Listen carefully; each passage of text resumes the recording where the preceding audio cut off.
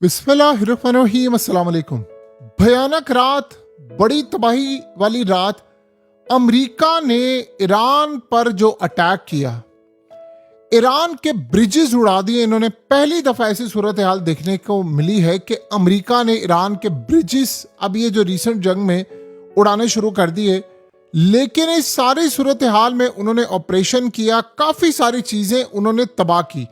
लेकिन जो बदले में सूरत हाल पैदा हुई है, वो ईरान ने इतना बड़ा सरप्राइज दिया है, इतना बड़ा सरप्राइज दिया है अमेरिका को कि इन्होंने अंदाजा भी नहीं किया था। इन्होंने शाम में अमेरिकी फौज के कमांड सेंटर को निशाना बनाया। उसमें ईरान ने ऐलान किया कि हमने बहुत सारे अमेरिकी फौजी मार दिए हैं। असल में हुआ यह है कि अमेरिका को इस बात का अंदाजा नहीं था कि शाम में ये अटैक करेंगे। तो शाम में इन्होंने अटैक किया और इस सूरत हाल के अंदर इन्होंने असल में रिसेंटली फौजी मारे गए। तो इन्होंने कहा कि बहुत सारी जगहों पर इन्होंने अपने फौजियों को अंडरग्राउंड कर लेते हैं, बहुत सारी जगहों से मूव कर लेते हैं। तो इस दौरान इन्होंने किया क्या कि इन्होंने शाम में अटैक कर दिया। शाम में अटैक के दौरान एक रेडार सिस्टम को तबाह किया और इसमें हेलीकॉप्टर को भी उन्होंने उड़ा दिया, और एक नहीं कई हेलीकॉप्टर को उड़ा दिया, और बड़ी तादाद में उन्होंने कहा कि हमने अमेरिकी फौजियों को मार दिया है। और इस वक्त ये इतना बड़ा सरप्राइज अटैक था, इतना बड़ा सरप्राइज अटैक था। बनाए हॉर्मस पर उन्होंने कहा हमने कंट्रोल हासिल कर लिया है। और इस सूरत हाल में उन्होंने कहा तेल और गैस की एक बूंद भी इस खित्ते से नहीं जाएगी आगे। ये जो सबसे बड़ी सूरत हाल है, जो बड़ी हैरान कर देने वाली है, उसमें हुआ ये है कि अमेरिका का जो स्नेरियो था शाम के अंदर, वो पूरी तरह खुलकर सामने आ गया। यानी अमेरिकियों को अंदाजा नहीं था इस बात का कि शाम में ये अटैक कर देंगे, और वहां पर कोई डिफेंस सिस्टम ऐसा नहीं था जो जाकर इनको रोक सकता है। ये बहुत ही बड़ा सरप्राइज हुआ। उसके अलावा कतर में इन्होंने अटैक किया। देखिए, अमेरिकी फौज ने मुसलसल छठी रात ईरान पर कार्रवाई की है, और उन्होंने कहा है कि जी हमने फौजी और लॉजिस्टिक तनसीबात को निशाना बनाया। ईरान ने कहा एयरपोर्ट को भी निशाना बनाया और दीगर चीज़ों को भी निशाना बनाया, यानी खास तौर पर ब्रिजेस उड़ा दिए हैं। काफ़ी ज़्यादा मामला हुआ है।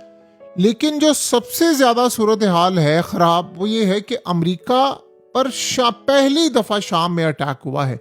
यानी वहाँ पर अमेरिकी फ़ौजी भी महफूज नहीं है, और ये इनके लिए बहुत बड़ा सरप्राइज़ है। इसका मतलब ये है कि इसराइल को भी एक सूरत हाल ऐसी सामना करना पड़ा है। देखिए, एक वक्त था ईरान शाम में इस तरह डायरेक्टली मिसाइल नहीं मारता था। वहाँ रूस था, बशार अल असद की हुकूमत थी। लेकिन अब उन्होंने अमेरिकियों को डायरेक्टली यहाँ पर टारगेट किया है, और ये इतना सरप्राइज था कि अमेरिकी फौजियों को अंदाजा नहीं था। आपको पता है, शाम के अंदर इन्होंने डिफेंस सिस्टम भी नहीं इनके पास उस लेवल के हैं, और होते भी तो वो रोक नहीं पाते। शाम में अटैक करने का मतलब है कि आप सीधा इसराइल पर अटैक करें, बिल्कुल एक तकरीबन करीब ही है।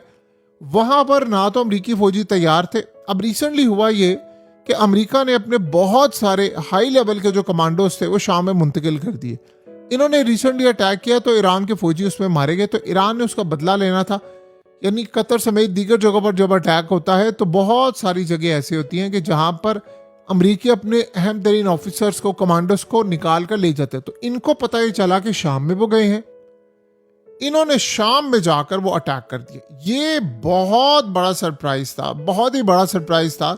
और इसका मतलब ये है कि एक और मुल्क ऐसा है जहां पर ये अटैक हो रहा है। उसके अलावा देखिए, ईरान ने बहुत सारी जगहों पर तबाही की है, और इस सारी सूरत हाल के अंदर इस वक्त ईरान पूरी तरह क्लियर कर रहा है। अब ईरान ने काम ये किया कि अरबों डॉलर्स का अमेरिका का पैट्रियट डिफेंस सिस्टम भी तबाह कर दिया, और इसके अलावा इराक के शहर अरबील में भी उन्होंने गुज़श्ता रात ड्रोन से, बैलिस्टिक मिसाइलों से अटैक किया।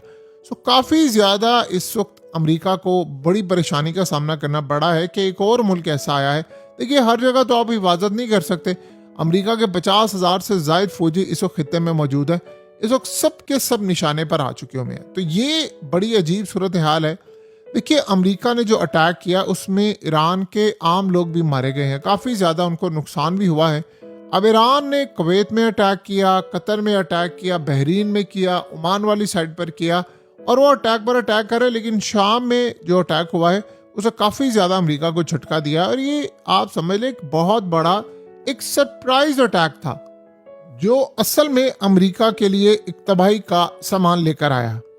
अब ये आप समझ लें कि सबसे अहम सूरत हाल यहाँ पर ये पैदा हो रही है कि अमेरिका में काफ़ी ज़्यादा जो तबाही का सामना इस वक्त करना पड़ रहा है, वहाँ अमेरिका को ये चीज़ भी अब महसूस हो रही है कि हमारी किसी भी जगह कोई भी ऐसी बेस हो, वहाँ पर अटैक हो सकता है। ये अमेरिका ने पहले कभी इसका अंदाज़ा भी नहीं लगाया था कि हमारे साथ आने वाले वक्त में इस लेवल का सामना इनको करना पड़ सकता है। देखिए, डोनाल्ड ट्रंप ने तकरीर की रात को, और उसने क्या कहा, उसका काम कुछ और ही था। वो दुनिया को किसी और जगह ही लेकर जा रहा था। कहता जी असल में ये आपको पता है, जो अब ये इलेक्शन होने वाले हैं, मिड टर्म इलेक्शन, अब इसको पता है ये इलेक्शन हारने वाला है, बुरी तरह पिट जाएगा, और ये बात सबको पता है, यानी ये कोई ढकी छुपी बात तो है नहीं। तो उसने क्या किया, उसने आकर ऐलान किया, कहते जी अमरीकी इंतखाबात से मुतल्लिक मैं इंटेलिजेंस दस्तावेजात जारी कर रहा हूँ। कहता 2020 के अंदर चीन ने तकरीबन 22 करोड़ अमरीकी वोटर्स का डाटा हासिल कर लिया, नाम, पते, फ़ोन नंबर और हसास मालूमात। उसके अलावा वो कहते हैं जी जो हमारे इंटेलिजेंस इदारे थे इन्होंने छुपाया, चीन हमारी हर चीज़ से रसाई हासिल कर चुका है, ईरान कर चुका है, नॉर्थ कोरिया, ये तमाम मामला में उसने किया। अब असल में हो क्या रहा है, हो ये रहा है कि ट्रंप को दो चीज़ें सामने नजर आ रही, एक तो जंग कंटिन्यू करेगा, और दूसरा उसको पता चल गया है कि हम पिटने वाले हैं बुरी तरह, यानी मैं ये इलेक्शन तो जीत नहीं सकता। तो उसने पहले ही गेम करनी शुरू कर दी है कि असल में ये जो 2026 के इंतखाबात हैं जो अब होंगे, मिड टर्म इलेक्शन, ये चाइना से मुदाखलत करेगा और मुझे हरा देगा। देखिए, आप जितना मर्जी एक्सक्यूज कर दें, ना तो अवाम ने ट्रंप के लिए निकलना है, ना कोई और सूरत हाल। वो दिन चले गए जब अवाम ट्रंप के लिए निकलती थी। लोग इतना बेजार आ चुके हुए हैं इस बंदे से, इतना बेजार हैं कि आप ये देखेंगे कि इतनी बुरी तरह ये बंदा पिट जाएगा, इतनी बुरी तरह पिटेगा कि जिसका तस्वुर भी नहीं किया जा सकता। अब आप दुनिया को जो मर्जी कहते रहें कि जी हालात ख़राब हैं, फलाना है, ऐसे है, पूरे मीडिया ने ट्रंप की ऐसी की तैसी कर दी है और कहा है कि अगर तुम ऐसी सूरत हाल सामने रखोगे हम तुम्हें छोड़ेंगे नहीं, यानी जलील करेंगे, बेइज्जत करेंगे।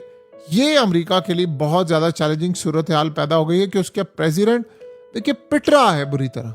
अब आप सोचें, दूसरी जानिब जेडी वेंस और ट्रंप की आपस की लड़ाई है। यहाँ पर अमेरिकी अखबार ने दावा किया कि ट्रंप फौज भेजने के लिए तैयार है। जेडी वेंस कहता है मैंने फौज नहीं भेजनी, हम नहीं फौज भेजेंगे। दोनों आपस में लड़ रहे हैं, ये भी एक बहुत बड़ा चैलेंज है। जेडी वेंस कहता है कि फौज नहीं भेजनी, ये कह रहे हैं कि फौज भेजनी। वो कह रहा है कि जी अगर करना है कुछ तो अमरीकी अवाम के टैक्स के पैसों से नहीं होगा, अंदर से ईरान के अवाम खुद उठे और रजीम चेंज कर ले। और रजीम चेंज का जो हाल आयतुल्लाह अली खामनाई के जनाजे पर सारी दुनिया ने देख लिया, वो तो आप भूल जाएं। तो फिर बताएं कि ऐसी सूरत हाल में क्या हो सकता है। अमेरिका बहुत ज़्यादा इस वक्त परेशानी की सूरत हाल से दो चार है। देखिए, सबसे बड़ा चैलेंज यहाँ पर यह बना हुआ है कि अब ईरान ने जो ऐलान किया है कि ना गैस जाएगी ना तेल का एक कतरा जाएगा, तो दुनिया तो फिर लॉकडाउन की तरफ जा रही है ना। क्योंकि अब देखिए, उन्होंने कहा है कि बिजली घरों को अटैक करेंगे, तो बाबल मंदब से रेड सी से 8 से 10% सप्लाई भी खत्म, तो 30-32% सप्लाई तो गई ना आपकी। और कुल मिलाकर फिर आप इसको 35% पर ले जाएं। अगर ये सूरत हाल इतनी ज़्यादा शॉर्टेज है, गैस की शॉर्टेज है, खाने पीने का सामान, सब कुछ शॉर्टेज है, आपने करना क्या है फिर? आप स्टॉक मार्केट को बढ़ाते जाए, बस ऐसी सूरत हाल है। उसका तो फिर हशर नशर हमने देख लिया है। यानी इलॉन मस्क की अगर सूरत हाल देख लें, स्टॉक मार्केट के नंबर्स क्या है, हवा में है ना। यानी आप सोचो, इलॉन मस्क ने 2 दिन के अंदर $400 अरब गवा दिए, और फिर $100 अरब बना लिया, फिर $150 अरब फिर और मजीद बना लिया। यानी क्या पागलपन है कि आप सिर्फ नंबर्स पर हैं। उसके पास कैश होगा ज़्यादा से ज़्यादा $2 अरब, और बाकी सारा जो कैश है वो है ही नहीं उसके पास। तो उसके पास क्या है? कैश की बजाय उसके पास असल में वैल्यू है नंबर्स की। ये स्टॉक्स के अंदर है, लोग कमा रहे हैं, नहीं कमा रहे, जा रहे हैं, नहीं जा रहे, ये बस यहाँ पर ऐसा मामला होता है। तो अमेरिका के लिए एक वाकई चैलेंजिंग सूरत हाल है। अमेरिका इस चैलेंज को देख रहा है, लेकिन जो अब उनके फौजियों पर इस तरह अटैक हो गए हैं, तो इसका मतलब है कि फौजी कहीं भी महफूज नहीं है। ऊपर से यमन को उन्होंने कह दिया है कि आप जब अटैक करेंगे तो आपने अमेरिका के अड्डों को नहीं टारगेट करना, आपने नेवी को टारगेट करना। अड्डों को हम टारगेट करेंगे, समंदरों में आप अमेरिका को पकड़ना। देखिए, यमन एक ऐसी बला है जो अमेरिका के गले पहले भी पड़ी हुई थी, अब भी पड़ी है। अब आप ये सोचे, जेडी वेंस अगर ओपनली ये बात कह रहा है, ओपनली वो कहता है जी इसराइल पैसा लगा रहा है वो अवाम की राय बदलने की कोशिश कर रहा है, ये सारा काम कर रहा है। और इसराइल ये चाहता है कि ये मुआहिदा टूटे और ये जंग हो। तो आप सोचें कि अगर ऐसी सूरत हाल है, इस लेवल पर मामलात हो गए हैं, तो फिर तो खुदाई हाफिज हो जाएगा ना इस पूरी की पूरी लड़ाई का। अब सबसे बड़ा मसला अमेरिका के लिए वही है कि ये लड़ाई अब उसके गले पड़ेगी, लेकिन वो अपने साथ पूरी दुनिया को डबोएगा। देखिए, ईरान अगर तबाह होता है तो वो खुद भी तबाह अगर होता है तो वो आधे वर्ल्ड को साथ लेकर जाएगा, और आधा वर्ल्ड फिर किसके खिलाफ होगा? इसराइल और अमेरिका के खिलाफ होगा।